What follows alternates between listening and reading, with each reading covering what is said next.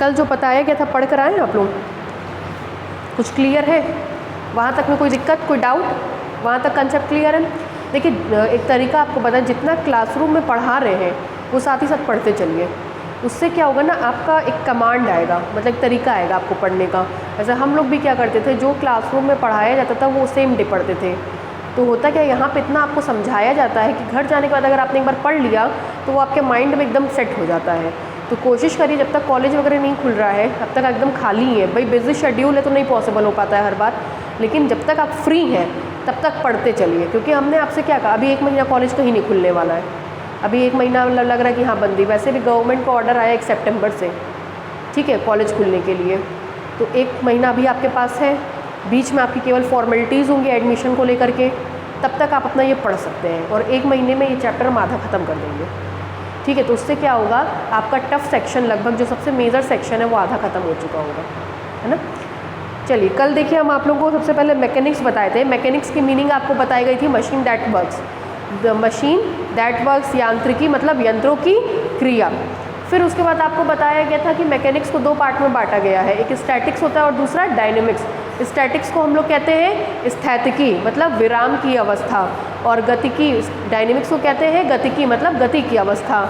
जब भी हम मैकेनिक्स की उस ब्रांच की स्टडी करते हैं जिसमें हम किसी भी बॉडी को रेस्ट पे पाते हैं या फोर्स इन इक्विलिब्रियम, तो उसको हम लोग क्या कहते हैं, स्टैटिक्स। और जब हम लोग किसी भी बॉडी को स्टडी करते हैं मैकेनिक्स में जो कि मोशन में होती है, उसको हम लोग क्या कहते हैं, डायनेमिक्स। उसके बाद आपको इक्विलिब्रियम बताया गया था। इक्विलिब्रियम में आपसे कहा गया था साम्य की अवस्था। साम्य की अवस्था का मतलब LHS is equal to RHS, मतलब सारे के सारे फोर्सेस, रिजल्टेंट फोर्स क्या होंगे, 0। उसके बाद हमने आपको बताया था फोर्सेस के बारे में। Forces F is equal to M into A। F एक आपकी सदिश राशि है। F के लिए कहा गया था कि उसको रिप्रेजेंट करने के लिए एरो की ज़रूरत पड़ती है। एक को बोलते हैं पॉइंट ऑफ कॉन्टैक्ट, इसको क्या बोलते हैं, point of application, point of application. और इसको क्या कहते हैं, this is called line of action.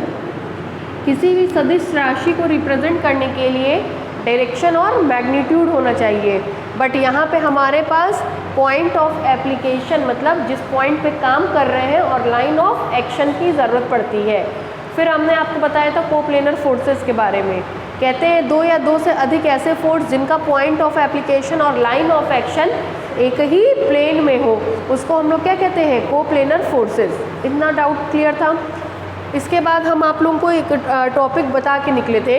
हमने आपसे कहा था मोमेंटम के कपल के बारे में, कपल का मूवमेंट, ठीक है। कहते हैं कि किसी भी कपल को बनने के लिए क्या क्या 3 चीज़ें चाहिए होती हैं। पहला 2 फोर्सेस, दूसरा equal in magnitude, opposite in direction, तीसरा has a fix distance between them.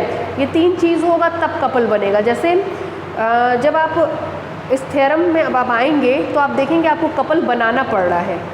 तो कपल तभी आप बना पाएंगे जब आपको पता हो कि आपको क्या चीज़ चाहिए।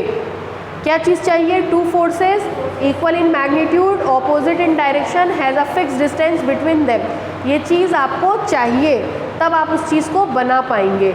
जब आपको पता ही नहीं होगा कि हमको क्या चीज़ चाहिए तो आप उसको कैसे बनाएंगे? इसलिए ये पता होना बहुत ज़रूरी है कि कपल के लिए क्या क्या चीज़ें चाहिए। फिर कहते किसी एक को हेड से ले ले, दूसरे के टेल तक मिलाएं। जो शॉर्टेस्ट डिस्टेंस होती है वो लेते हैं। एंटी क्लॉकवाइज होगा तो पॉजिटिव, क्लॉकवाइज होगा तो नेगेटिव। फिर कल एक थ्योरम आपको लिखवाया गया था, कहा गया था a system of forces, a system of coplanar forces acting on a rigid body can be reduced to a single force through any arbitrary point and a couple G। ठीक है, किसी भी सिस्टम पे अगर ढेर सारे कोप्लेनर फोर्सेस लग रहे हो, ढेर सारे का मतलब आपको खुद नहीं पता कि कितने फोर्सेस उस पर लग रहे हैं, तो उन फोर्सेस को 2 फोर्सेस में रिड्यूस किया जाएगा। पहला आपका सिंगल फोर्स में और दूसरा आपका कपल में। सिंगल फोर्स को हम लोग हमेशा कैपिटल R से लिखते हैं और कपल को हमेशा और हमेशा G से लिखते हैं। ठीक है, अब इसका प्रूफ हम बताएंगे। इसका प्रूफ आपकी बुक से हम थोड़ा अलग बताते हैं। कल भी हमने आपसे कहा था आपकी बुक में अगर आपने देखा होगा तो केवल एक थ्योरम, एक डायग्राम बना हुआ है इसमें, हम आपको 5 डायग्राम बनवाते हैं जिससे कि आपको 5 नंबर डायग्राम पे मिल जाए, 2 नंबर थियरी पे मिल जाए, 2 नंबर कैलकुलेशन पे मिल जाए, तो फुल मार्क्स आता है उस तरीके से। ठीक है, चलिए अब देखिए हम लोग करना शुरू कर रहे हैं। पहले समझ लीजिए इत्मीनान से, उसके बाद फिर हम थियरी लिखवाएंगे और ढंग से समझिएगा। बहुत इंपॉर्टेंट थ्योरम है, 2022 में आएगा ही आएगा। ठीक है, देखिए कल ये बात आपको बता दी गई थी कि आप लोग कितने डायमेंशन में स्टडी करेंगे, 2 डायमेंशन में। ये रहा 2 डायमेंशन, एक्स एक्सेस और वाई एक्सेस। ये क्या है, ओरिजिन ओ। ये है हमारी रिजिड बॉडी। रिजिड बॉडी वो बॉडी होती है जिसपे चाहे आप कितना भी फोर्सेस लगा लें, उसके आकार प्रकार में कोई परिवर्तन नहीं होगा। There is no change of shape whereas we have applied so much forces on it, external forces। ठीक है, देखिए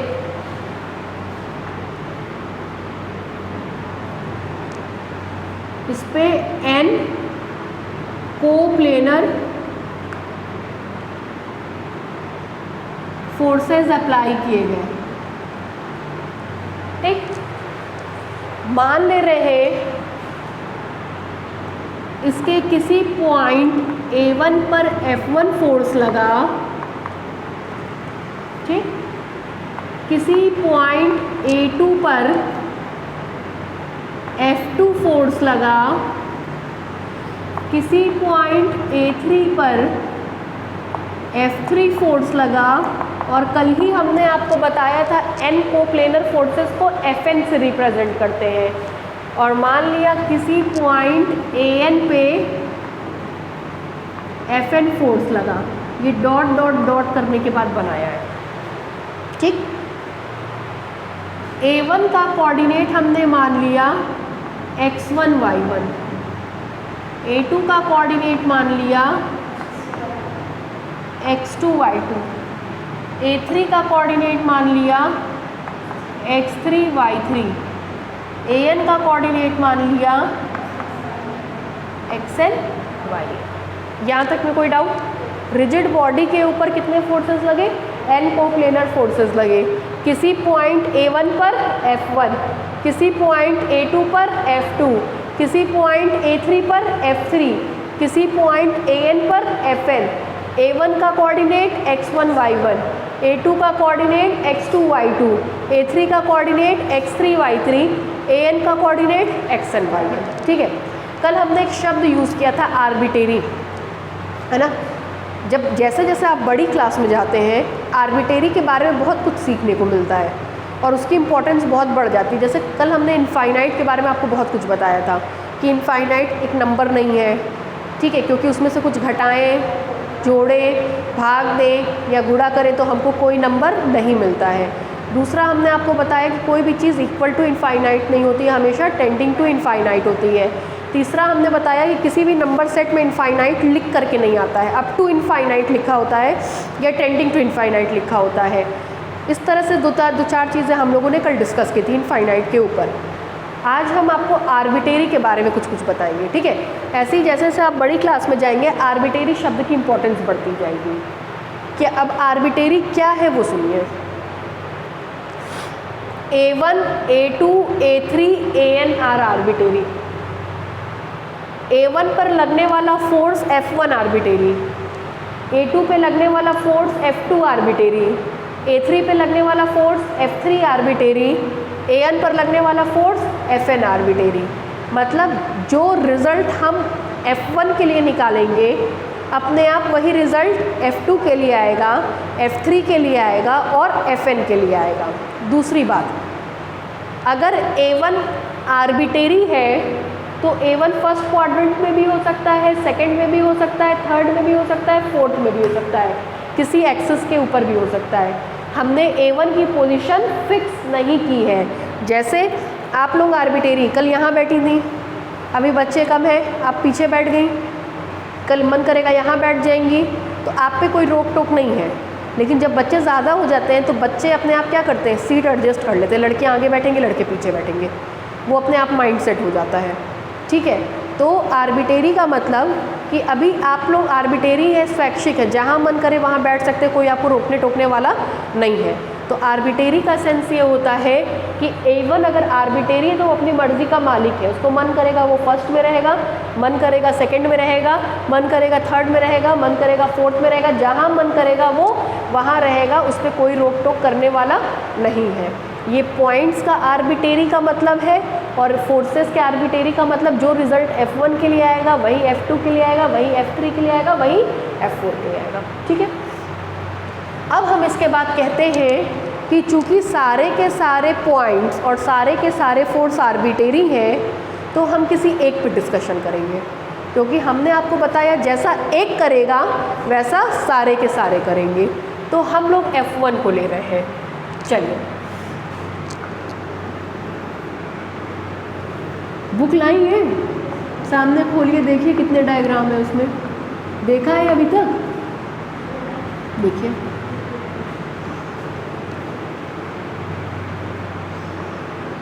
पहला ही थ्योरम है, पहले ही पेज पे है। इसके बाद ये चैप्टर इंट्रोडक्शनरी चैप्टर है। पलटिए, ये सब इंट्रोडक्शनरी है। आप वंदना पब्लिकेशन उठाएंगे तो आपको सीधे, ये वंदना है ना, नीलकमल पब्लिकेशन उठाएंगे, पहले पेज पे आपको थ्योरम दिख जाएगा।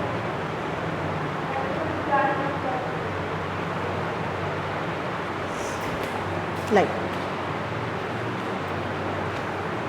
यहाँ तक में कोई डाउट?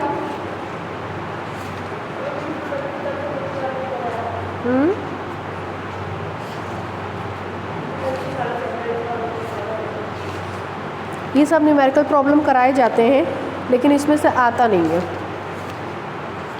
जितना पढ़ा देंगे बस उतना ही आपके कोर्स में है। ये बुक अभी तक अपग्रेड नहीं हुई है।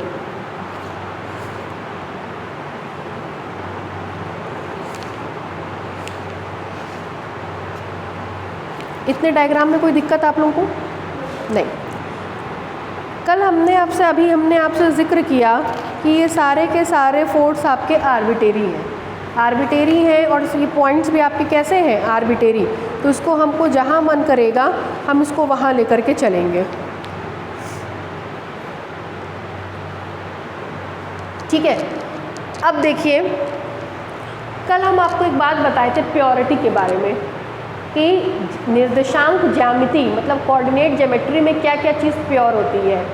एक तो बताए थे फर्स्ट क्वाड्रेंट और दूसरा बताए थे एंटी क्लॉकवाइज डायरेक्शन।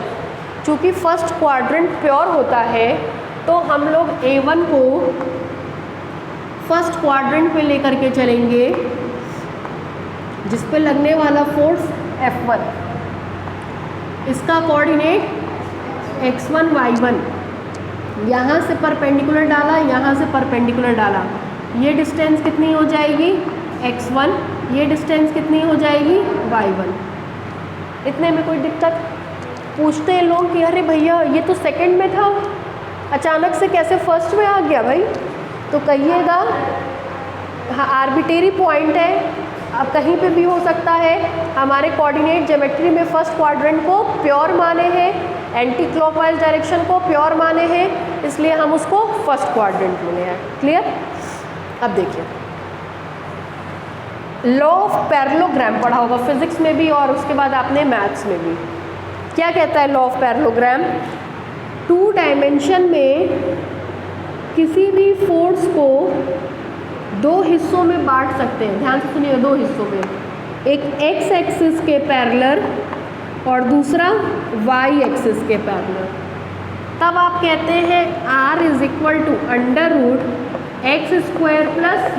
+ y², और ये एंगल अगर थीटा हो तो theta is equal to tan inverse y/,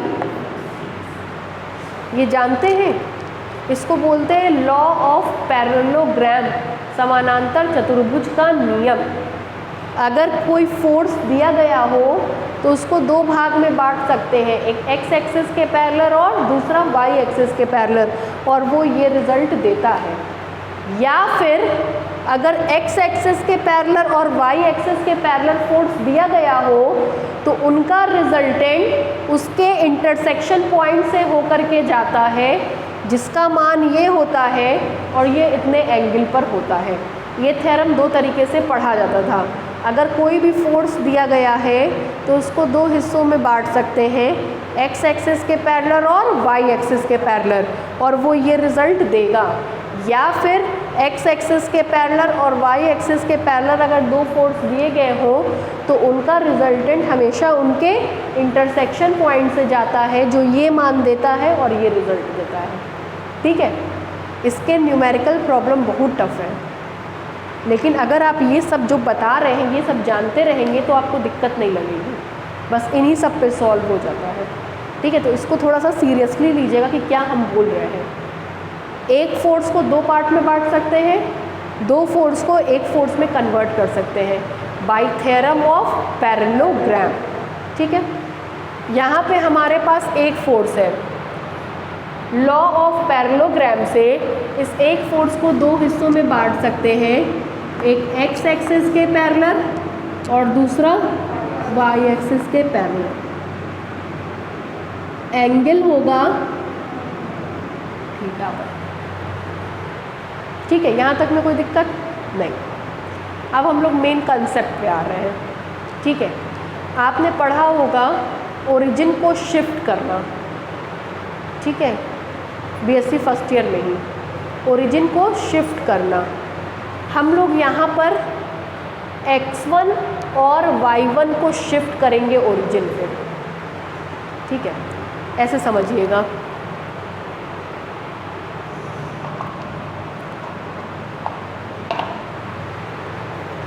ये फोर्स R था।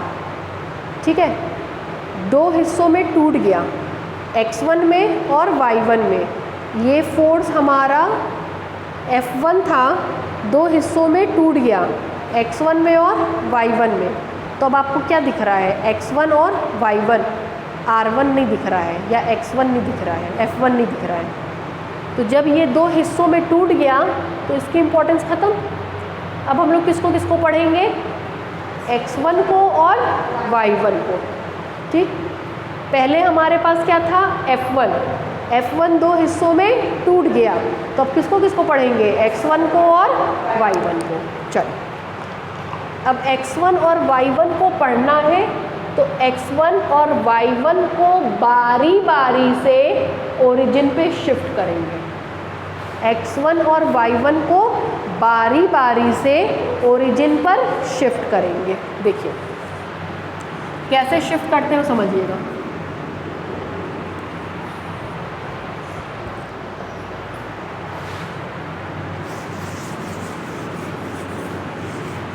आपके बुक में ये सब कुछ नहीं दिया, बस थियरी दे दी गई है। थियरी से भी समझ में नहीं आती कि क्या चल रहा है।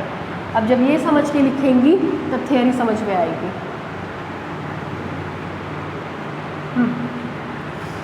x axis, y axis, origin, rigid body, point A1 पे एक फोर्स था x1,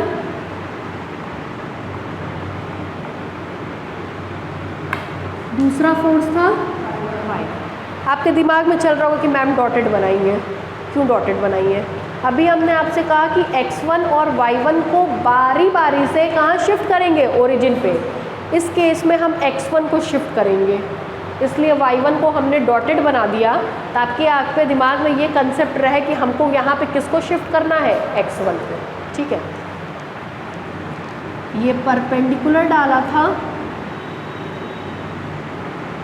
इसका कोऑर्डिनेट अगर x1 y1 हो तो ये डिस्टेंस क्या होगी, x1, और ये डिस्टेंस क्या होगी, y1। ठीक, ध्यान दीजिएगा कि x1 को ओरिजिन पे कैसे शिफ्ट करेंगे। आप ये बात जानते हैं कि दो बराबर और विपरीत बल अगर इस तरीके से काम करे तो उनका रिजल्टेंट क्या होता है, 0। ठीक, यहाँ हमको किसको शिफ्ट करना है, x1 को। कहाँ शिफ्ट करना है, ओरिजिन पे। इसलिए हम ओरिजिन पे दो बराबर और विपरीत फोर्स बनाएंगे जिसको हम नाम देंगे x1 का। x1 को कहाँ शिफ्ट करना था, ओरिजिन पे। इसलिए हमने ओरिजिन पे दो बराबर और विपरीत फोर्स बना दिया, x1 और x1। ये दोनों आपस में मिल करके एक दूसरे को क्या करेंगे, कट कर देंगे और कोई फर्क नहीं पड़ेगा। ठीक है, अब हम आपको कपल बनाना दिखा रहे हैं। कपल की कंडीशन बोलिए। दो forces equal in magnitude, opposite in direction, has a fixed distance between them. Two forces, देखिएगा हम डार्क कर रहे हैं। टू फोर्सेस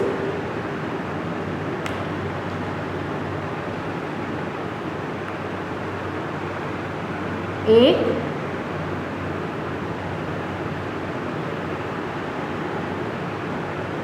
दो, equal in magnitude, opposite in direction, has a fixed distance between them. जिसको हमने डार्क किया, देख के बताइए क्या वो कपल नहीं बन रहा है, बन रहा है। इस कपल के बीच की दूरी y1, फोर्स का मैग्नीट्यूड x1, कहते थे F D लिखा हो तो कपल का मूवमेंट होता है F इंटू डी। एक के हेड को पकड़ के दूसरे के टेल तक लाओ, शॉर्टेस्ट रूट ये है। घड़ी के चलने की दिशा में कैसा साइन आएगा, माइनस। ठीक है, उस पर लिखवाइए। चूंकि एक कपल बन गया तो इस कपल का क्या निकालेंगे, मूवमेंट। x1 के द्वारा मिलने वाला movement is equal to force उनके बीच की डिस्टेंस x1 इंटू y1। जरा देखिएगा नोटेशन, बच्चे पास आउट हो जाते हैं सेकेंड ईयर, आज तक ये नहीं पता होता कि कौन कैपिटल होगा कौन स्मॉल होगा। फोर्सेस, पूरे किताब में फोर्सेस हमेशा कैपिटल से लिखे जाते हैं, कोऑर्डिनेट हमेशा स्मॉल से लिखे जाते हैं। चूँकि y1 डिस्टेंस थी वो कोऑर्डिनेट के कारण मिली, इसलिए वो स्मॉल से लिखी जाएगी। x1 फोर्स था इसलिए वो कैपिटल से लिखा है। ये हम अनुभव आपको बता रहे हैं, हम कॉपी चेक करते हैं, लगभग बच्चे फेल हो जाते हैं, रीज़न यही है, उनको पता ही नहीं है कैपिटल कौन है स्मॉल कौन है। फोर्सेस हमेशा कैपिटल, कोऑर्डिनेट हमेशा स्मॉल। फोर्सेस हमेशा कैपिटल, कोऑर्डिनेट हमेशा स्मॉल, ये नियम है। एक की हेड को पकड़ो, दूसरे की टेल तक लाओ। हेड को पकड़ के टेल तक लाए, हेड को पकड़ के टेल तक लाए। कौन सा छोटा रास्ता है, ऊपर वाला। किस दिशा में हुआ, कैसा साइन आएगा, माइनस। ठीक है, ये और ये मिलकर के तो कपल बना दिए, ये बेचारा बच गया, बच गया ना। हमारे पास ये था, हमने इससे ये बनाया शिफ्ट करने के लिए। कितने फोर्स हो गए, 1 2 3, 2 से मिलकर के कपल बना दिया, बच गया ये बेचारा तीसरा। इसका मैग्नीट्यूड कितना है, x1। बोलिए, डरिए मत, x1 किस पॉइंट पे काम कर रहा है, ओरिजिन पे। किस दिशा में काम कर रहा है, प्लस x एक्सिस की तरफ। फोर्स, इसको लिखते कैसे है, force x1, force x1 acting at O along OX direction. ठीक है, हमने x1 को एक फोर्स और एक कपल में तोड़ करके दिखा दिया। ठीक है, अभी हमने किसको शिफ्ट किया था, अब किसको शिफ्ट करेंगे, कराइए।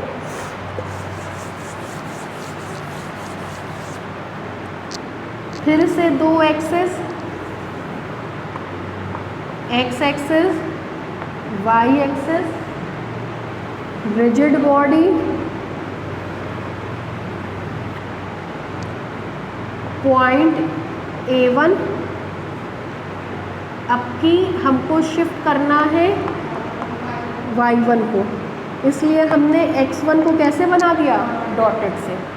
यहाँ से दो परपेंडिकुलर, इसका कोऑर्डिनेट चूँकि x1 y1 है तो ये डिस्टेंस x1 और ये डिस्टेंस y1। ठीक, किसको शिफ्ट करना है ओरिजिन पे, y1 को। तो y1 को दो फोर्स, एक ऐसे और एक ऐसे हमने ओरिजिन पर बना दिया। ये दोनों मिलकर के आपस में एक दूसरे को क्या कर देंगे, कैंसिल। ठीक,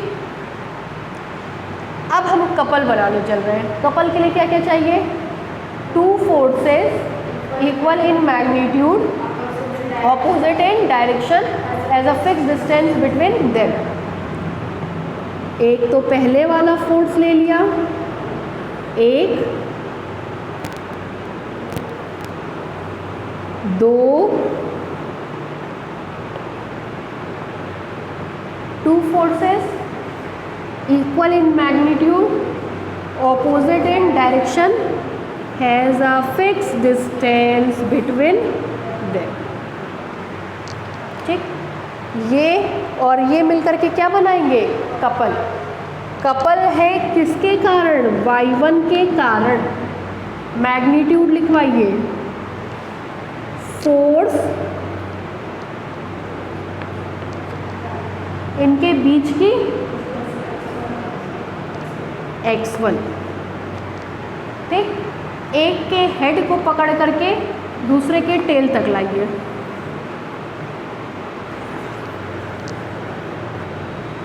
शॉर्टेस्ट रूट ये है, कौन सा डायरेक्शन हुआ, एंटी क्लॉकवाइज। क्या लगेगा, ठीक है, ये बेचारा मिलके कपल बना दिए, ये और बेचारा बच गया।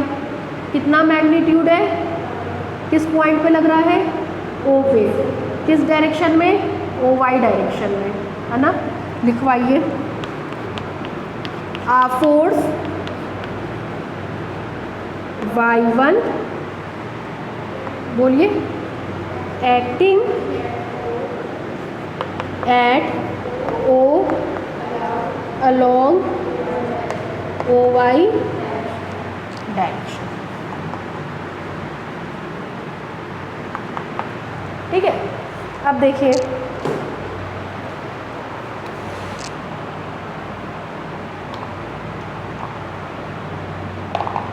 चलिए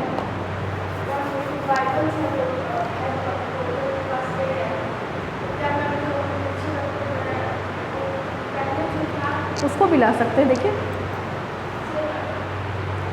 इसको ना, इसके क्या चीज़ को ले, हेड को। ठीक, एक ये आ गया आपका इसके टेल तक, एक ये आ गया टेल तक। शॉर्टेस्ट रूट ये, उल्टी दिशा मतलब एंटी क्लॉकवाइज। ठीक है, बढ़े आगे बढ़े, इसमें कोई डाउट तो नहीं है ना। इसमें डाउट हो तो पूछते चलिए, यही कोई टीचर बताता नहीं है, इसीलिए बच्चे ना मूवमेंट नहीं निकाल पाते, उनको बहुत परेशानी का सामना करना पड़ता है। आप लोग MG से हैं ना। चलिए अब देखिए, अभी हम आपसे थोड़ी देर पहले जिक्र कर रहे थे कि ये फोर्स F1 था। F1 लॉ ऑफ पैरेललोग्राम से इसको हमने दो पार्ट में बांट दिया था, x1 और y1। फिर जोड़ दीजिए, फिर क्या बन जाएगा, F1। F1 को हमने दो पार्ट में तोड़ा, एक एक पार्ट पे काम किया, रिजल्ट आया अगर इन दोनों रिजल्ट को जोड़ दिया जाए तो वो रिजल्ट F1 का रिजल्ट बन जाएगा। ये क्लियर है? अब हम दोनों रिजल्ट को जोड़ने चल रहे हैं, ध्यान दीजिएगा।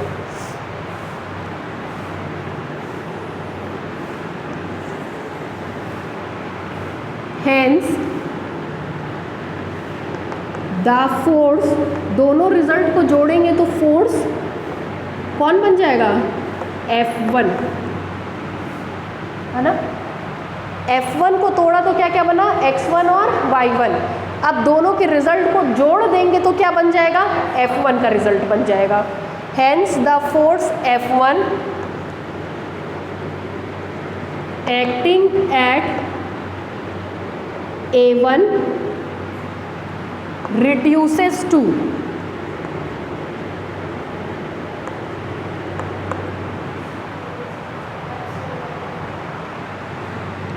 एक काम करिए, उसमें मैं लिखा नहीं पाएगा, चलो। Hence the force F1 acting at A1 reduces to, चलिए दोनों के रिजल्ट को मैच किया जाए, इसको और इसको पहले लिख दिया जाए। देखिए, a force X1 acting at O along OX direction, ठीक। दूसरा, a force Y1 acting at O along OY direction. तीसरा, दोनों के कपल को ऐड कर देते हैं, X1 और Y1 ऐड होगा तो क्या मिलेगा? F1। F1 मतलब G1। G1 is equal to GX1 plus GY1 is equal to, पहले प्लस वाले को लिख लीजिए, Y1 X1 minus X1 Y1। हमने कहा था कि फोर्स F1 आर्बिटेरी है, तो जो रिजल्ट F1 के लिए आएगा वही रिजल्ट F2 के लिए आएगा। F2 के लिए रिजल्ट को लिखवाइए। Thus force F2 acting at A2, very good, reduces to, चलिए बताइए, पहला बताइए। A force X2 acting at O along OX direction. दूसरा, a force Y2 acting at O along OY direction, ठीक।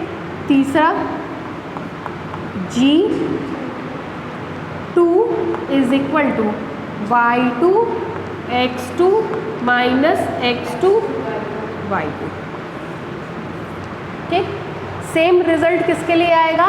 Fn के लिए आएगा, dash dash dash Fn acting at AN reduces to, बोलिए। A force Xn acting at O along OX direction, ठीक। दूसरा,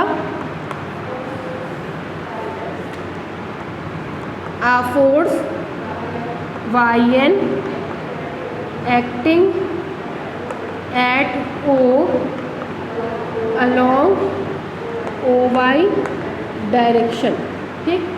तीसरा, Gn is equal to Y N X N minus X N Y N.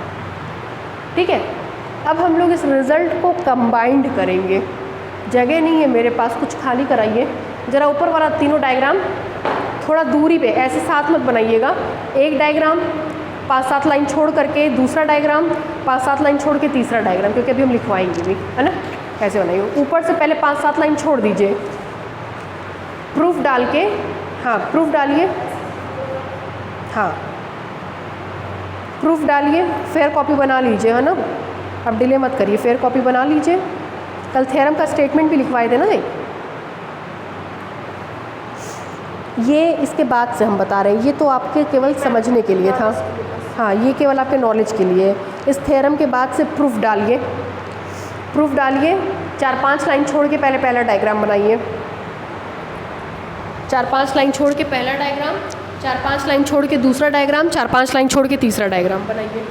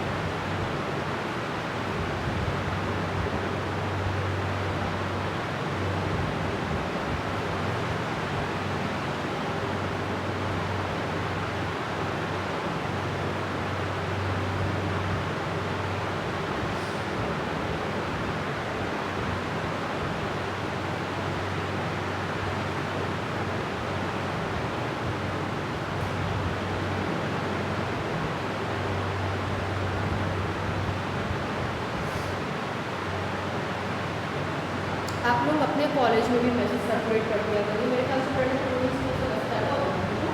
अपने college में जो भी आपके contacts हैं उनको भी सर्कुलेट कर दीजिएगा मैसेज के लिए, क्योंकि बहुत से लोगों को होता है कि पता ही नहीं चल पाता कि कहीं क्लास चल रहा है।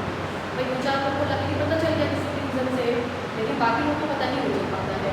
तो उनको लास्ट ईयर की कंप्लेंट बहुत ज़्यादा है कि पता ही नहीं चला, क्रैश कोर्स चल रहा है, पता ही नहीं चला क्लास चल रही, पता ही नहीं चला ऐसे ग्रुप को पढ़ाया गया। तो आप लोगों का जो ग्रुप बना हो कॉलेज का, उसमें एक बार एटलीस्ट उसको सर्कुलेट कर दीजिएगा, ठीक है, ऑफलाइन ऑनलाइन क्लास का।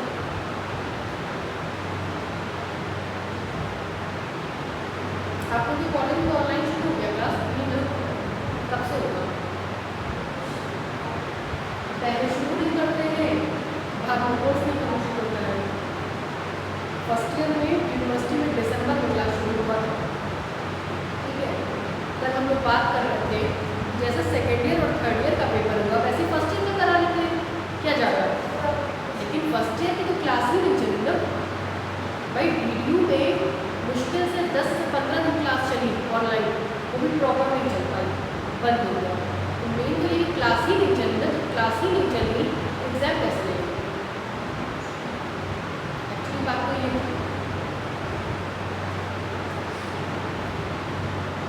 इसका अंतर अभी आप लोगों को नहीं पता चलेगा, जैसे जैसे आप लोग थोड़ा और सेकेंड ईयर में आगे बढ़ेंगे, जैसे अभी अगले हफ्ते आपका रिजल्ट शुरू हो जाएगा, अलजेब्रा भी शुरू हो जाएगा, फिजिक्स में भी 2 पेपर शुरू हो जाएगा, 2 पेपर आपके शुरू हो जाएंगे, तब आपको रियलाइज़ होगा कि हमें कितनी चीज़ें नहीं पढ़ी है फर्स्ट ईयर में, तब आपको दिक्कत होगी।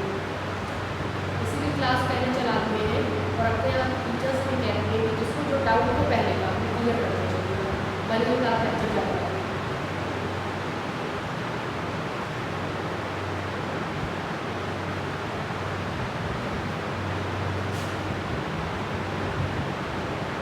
इन डायग्राम पर क्या होगा, चलिए अब फाइनल डायग्राम।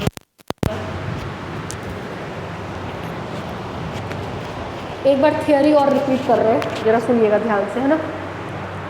सबसे पहले हमने एक रिजिड बॉडी ली थी, 2 डायमेंशन लिया था, एक्स एक्सिस और वाई एक्सिस। इस रिजिड बॉडी के ऊपर n कोप्लेनर फोर्सेस लग रहे थे। n कोप्लेनर फोर्सेस का मतलब F1 F2 F3 dash dash dash Fn।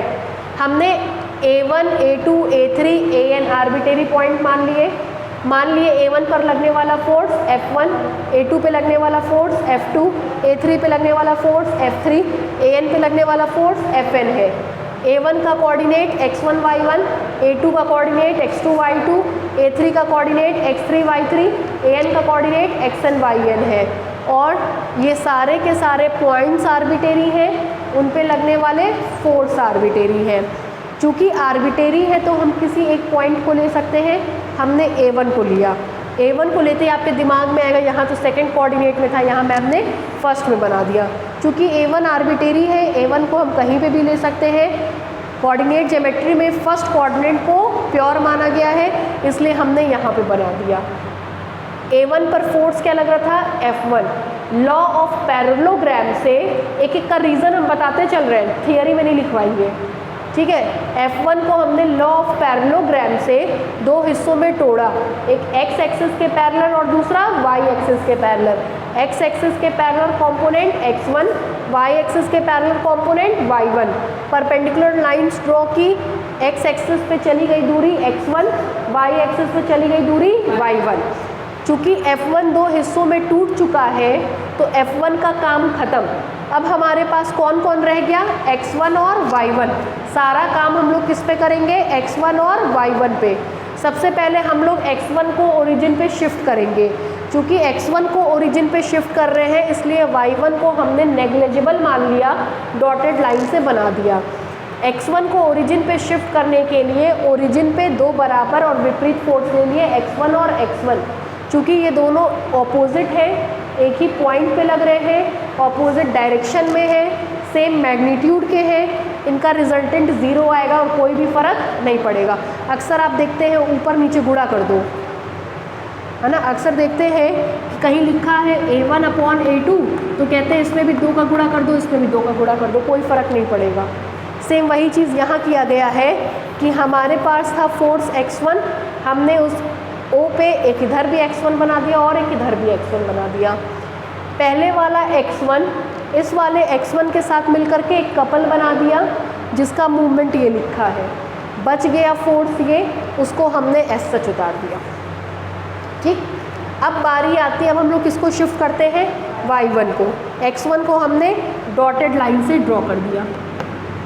ठीक है, y1 को ओरिजिन पे शिफ्ट करने के लिए एक y1 ऊपर एक y1 नीचे, फिर ये पहले वाला y1 इस y1 के साथ मिलकर के कपल बना दिया जिसका मूवमेंट ये, बच गया ये बेचारा जिसको हमने यहाँ एस सच लिख दिया। अब हम कह रहे थे कि F1 को तोड़ा तो x1 y1 मिले, x1 और y1 के रिजल्ट को कंबाइंड करेंगे तो F1 का रिजल्ट मिलेगा। Hence the force F1 acting at A1 reduces to, इसमें ये दोनों ऐड हो गया, x1 के कारण, x1 और y1 के कारण, दैट इज g1। फिर फोर्स F2 भी सेम रिजल्ट देगा क्योंकि आर्बिटेरी है, फोर्स Fn भी सेम रिजल्ट देगा क्योंकि आर्बिटेरी है। लास्ट डायग्राम देखिए,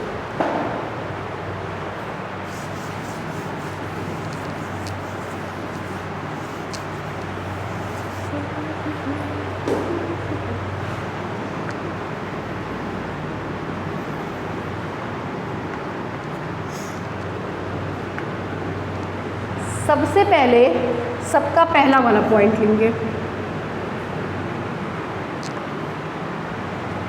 लीजिए, a force x1 acting at O along OX direction, a force x1 acting at O along OX direction, force x2 acting at O along OX direction, force xn acting at O along OX direction। ठीक, सबका दूसरा point, force y1 acting at O along OY direction, force y2 acting at O along OY direction, force yn acting at O along OY direction। ठीक, resultant निकलवाइए इसका। अगर इसका resultant x हो तो आपने पढ़ा है लीनियर है सबके सब, कोलीनियर फोर्सेस, कोलीनियर फोर्सेस का रिजल्टेंट होता है x1 plus x2 plus x3 plus dash dash dash plus xn, जिसको हम लोग यहाँ लिखेंगे समेशन xi। अंडरस्टूड है, i is equal to 1 to n। ये सारे कोलीनियर फोर्स है, एक ही सरल रेखा पे लग रहे हैं, तो इसका रिजल्टेंट होगा y is equal to y1 plus y2 plus y3 plus dash dash dash plus yn, y is equal to summation yn या yi या yn कुछ भी कर सकते हैं। ठीक है, फिर देखिए तीसरा पॉइंट, मान ले रहे हैं कि रिजल्टेंट g है, तो g is equal to g1 plus g2 plus dash dash dash plus gn, सबको जोड़ोगे आप तो आएगा summation yn xn minus xn yn। इतने में कोई डाउट? लॉ ऑफ पैरेललोग्राम कहता है कि अगर कोई फोर्स कैपिटल x एक्सिस की दिशा में हो और कोई फोर्स कैपिटल y एक्सिस की दिशा में हो तो उसका रिजल्टेंट क्या होता है, r, जो कि इससे कितने डिग्री का एंगल बनाता है, थीटा। r का मान होगा r is equal to under root x square plus y square, जहाँ x का मान है समेशन xn, y का मान है समेशन yn, और एंगल होगा theta is equal to tan inverse y by x, जहाँ y का मान है समेशन yn, x का मान है समेशन xn। अब ओवरऑल देखिए, सबसे पहले हमको f1 से x1 y1 मिला, फिर उसके बाद हमको f1 के लिए कंबाइंड रिजल्ट मिला, f2 के लिए कंबाइंड रिजल्ट मिला, fn के लिए कंबाइंड रिजल्ट मिला। वो रिजल्ट कैपिटल X और कैपिटल Y में बदला, कैपिटल X और कैपिटल Y किस में बदल गया? R में। तो अब हमारे पास केवल और केवल एक सिंगल फोर्स बचता है, कौन? R, through arbitrary point O, जो कहाँ से पास करता है? O से, और साथ ही साथ एक कपल मिलता है G। मतलब सारे के सारे forces F1, F2, F3 dash dash dash Fn सब टूट गए, केवल और केवल सिंगल रिजल्टेंट फोर्स R, जो कहाँ से पास करता है? O से, और एक कपल G। ये इस थ्योरम का पूरा पिक्चर था। ठीक है, सबसे पहले हमने रिजिड बॉडी बनाया, रिजिड बॉडी के ऊपर हमने n कोप्लेनर फोर्सेस लगाया, A1 के ऊपर F1, A2 के ऊपर F2, A3 के ऊपर F3, AN के ऊपर Fn। सारे के सारे पॉइंट्स आर्बिटेरी हैं, सारे के सारे फोर्स आर्बिटेरी हैं। तो हमने उसमें से एक आर्बिटेरी पॉइंट ले लिया A1, चूँकि A1 आर्बिटेरी है, कहीं पे भी हो सकता है। कोऑर्डिनेट ज्योमेट्री में फर्स्ट क्वाड्रेंट को प्योर माना गया है, तो हमने A1 को फर्स्ट क्वाड्रेंट में बनाया, जिस पे लगने वाला फोर्स F1 था। लॉ ऑफ पैरेललोग्राम से ये दो पार्ट में टूट गया, x1 और y1। परपेंडिकुलर ड्रॉ किया, x एक्सिस पे चली गई दूरी x1, y एक्सिस पे चली गई दूरी y1। उसके बाद अब हमारे पास F1 नहीं रहा, कौन रहा? x1 और y1। x1 और y1 को हम बारी बारी से मतलब एक एक करके कहाँ शिफ्ट करेंगे? ओरिजिन पे। सबसे पहले किसको शिफ्ट किया है? x1 को। x1 को ओरिजिन पे शिफ्ट करने के लिए ओरिजिन पे कितने फोर्सेस बनाए? दो, एक प्लस x एक्सिस की दिशा में और दूसरा माइनस एक्सिस की दिशा में। दोनों बराबर और विपरीत है, आपस में कैंसिल हो जाएंगे और कोई फर्क नहीं पड़ेगा। पहले वाला x1 इस वाले x1 के साथ मिलकर के क्या बनाया? कपल। कपल की कंडीशन बोलिए, to forces equal in magnitude, opposite in direction, has a fix distance between them. तो ये मिलकर के क्या बना दिया? कपल। बच गया ये बेचारा, इसको हमने एस सच लिख दिया। किस पॉइंट पे लग रहा था? O पे। किस दिशा में लग रहा था? OX। क्या मैग्नीट्यूड था? x1। अब हमने किसको शिफ्ट किया है? y1 को, इसलिए हमने x1 को कैसे बना दिया? डॉटेड। y1 को कहाँ शिफ्ट करना है? ओरिजिन पे। कैसे शिफ्ट करेंगे? ओरिजिन पे कितने फोर्स बनाएंगे? दो, एक ऊपर और एक नीचे, दोनों का magnitude y1, magnitude y1, resultant 0। ये इसके साथ मिलकर के क्या बना दिया? कपल, जिसके बीच की डिस्टेंस x1। बच गया कौन? किस पे काम कर रहा है? O पे। कहाँ काम कर रहा है? O पे। किस डायरेक्शन में? OY डायरेक्शन में। Acting at O along OY direction. उसके लिए रिजल्ट लिख दिया। अब x1 और y1 को कंबाइंड करेंगे तो क्या मिलेगा? F1। F1 कहाँ पे एक्ट हो रहा था? A1 पे। ठीक है, रिजल्ट लिखा गया। पहले ये पॉइंट और ये पॉइंट एस सच लिख दिए, कंबाइंड करके ये G वाला लिखा गया। चूँकि F1 आर्बिटेरी था तो F2 भी आर्बिटेरी होगा, सेम रिजल्ट देगा, Fn भी आर्बिटेरी होगा, सेम रिजल्ट देगा। अब सबका पहला पॉइंट पकड़ लिया। Force x1 acting at O along OX direction, force x2 acting at O along OX direction, force xn acting at O along OX direction. सबका दूसरा पॉइंट पकड़ लिया। Force y1 acting at O along OY direction, force y2 acting at O along OY direction, force yn acting at O along OY direction. ये मिलकर के ये दिया, ये मिलकर के ये दिया। चूँकि लॉ ऑफ पैरेललोग्राम कहता है x एक्सिस के along x force, y axis के अलोंग y फोर्स लगे तो उसका रिजल्टेंट r होता है, जो उनके इंटरसेक्शन पॉइंट से जाता है। r मिला, एंगल ये मिला, r कहाँ से पास करेगा? O से। सबके तीसरे पॉइंट को कंबाइंड किया तो हमको एक कपल G मिल गया। पूरा का पूरा थ्योरम दो चीज़ में रिड्यूस हो गया, resultant force R passing through arbitrary point O and a couple G। Clear है? डायग्राम ये भी बना लीजिए कुछ लाइन छोड़ के, फिर कुछ लाइन छोड़ के ये पूरा ऐसे ही बना लीजिए, फिर हम लिखवा रहे हैं।